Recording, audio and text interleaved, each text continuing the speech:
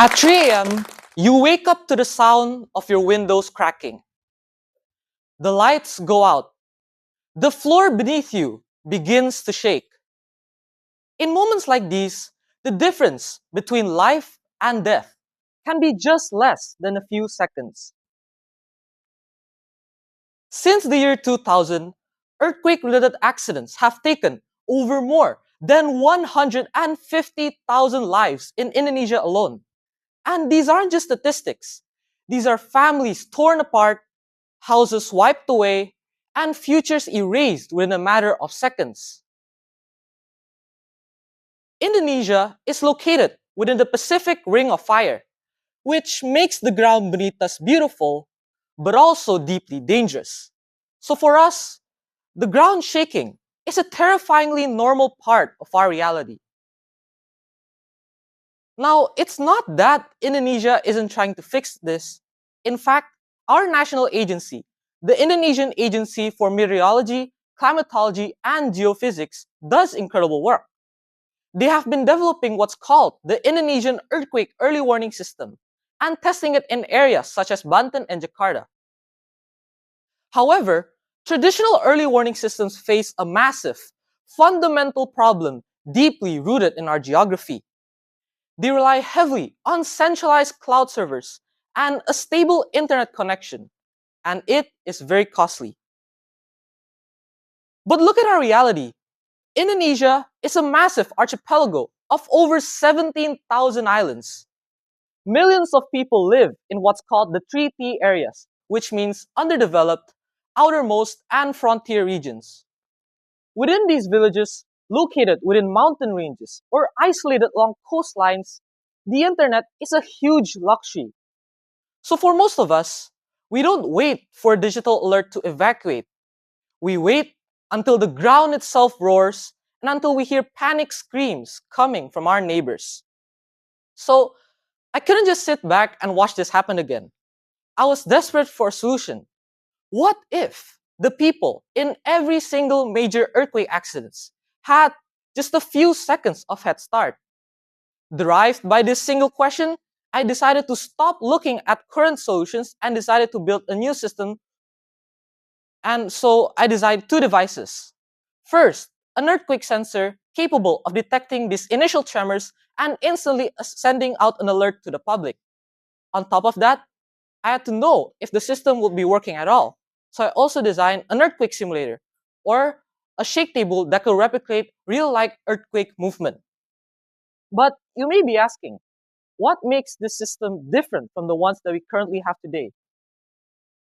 This system uses a massive, huge network of small, highly affordable sensors called accelerometers. These modules are the same ones located within your phone and within your watch to track the amount of steps that you take. But another question might arise. How can such a simple sensor even be comparable to the accuracy of a huge professional instrument like a seismograph? Well, the key answer lies in the foundation that the system doesn't just rely on a single sensor, it has the power of a crowd. Take this red island as an example. Let's say it has 4 sensors there. Assume that a massive truck passes by the green one, or sensor 2. To it, it might seem like a huge earthquake is happening. It might seem like the ground is shaking a lot. But it will cross-reference that information to the other 3 sensors. When a real earthquake strikes, it doesn't just shake one area. It ripples outwards in circles. Think of it like dropping a stone into still water.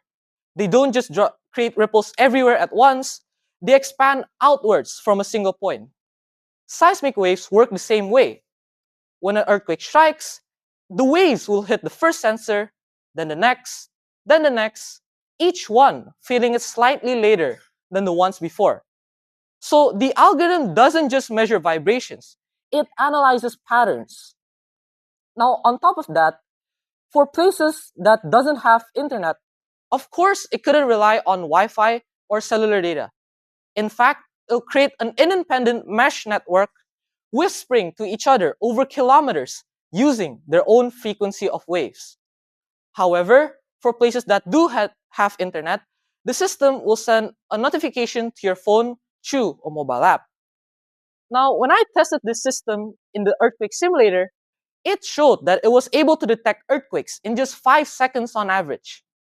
Now, 5 seconds, it may seem like a significant amount of time. It might seem like it's not enough.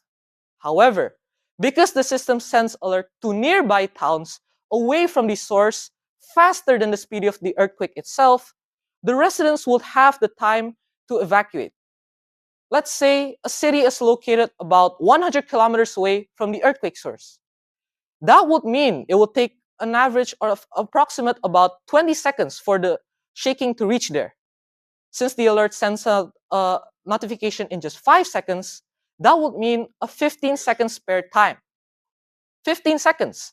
That's enough time to grab your little sister, hide under a sturdy table, or even to unlock the front door. It is the difference between being trapped and being safe. In fact, according to the Northwest Seismology Journal in China, just a 3-second earthquake warning could reduce death rates by up to 14%. A 10-second warning brings this number up to a reduction of over 38%. So a 15-second earthquake warning actually has a huge impact on reducing the death rates caused by earthquakes.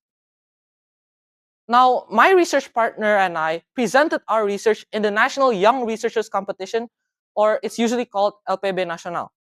The judges saw the potential in our low-cost and innovative approach, so we got first place. Through this achievement, I've also been given the opportunity to represent Indonesia in the 2026 Asia-Pacific Conference of Young Scientists. So, until now, we didn't have the technology needed to give the people of Indonesia the warning that they deserve. But today, the components to build that system are literally sitting within your pockets. We don't need to wait for a $1 million solution. We cannot change the fact that the earth will shake. We cannot change the Pacific Ring of Fire. But we can use technology to listen to the ground. 15 seconds. 15 seconds might seem nothing when you're watching a movie. It might seem like such a small amount of time when you're sleeping. But when the earth starts to break apart, 15 seconds, it could save our lives. Thank you.